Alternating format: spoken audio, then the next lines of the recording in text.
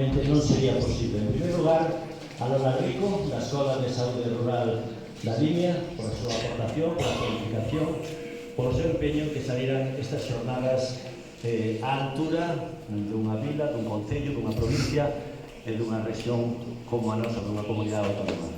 En segundo lugar, tamén, o presidente de Ourense Virá, a Pablo García Vivanco, que está por aí, sin a súa colaboración, intervención, participación, con máximo empeño, tampouco sería posible.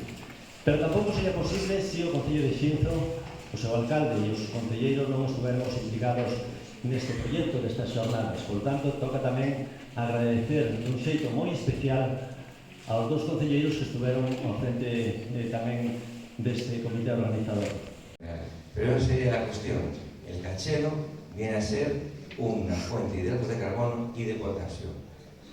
Bien, luego eso se tiene que tomar un cachelo de 80 a 85 gramos al día para tener esas evidencias científicas. El omega 3, que es el pescado azul, nosotros tenemos pescado azul también aquí en el interior, en el río, la trucha, pues se debería de tomar 2 veces a la semana.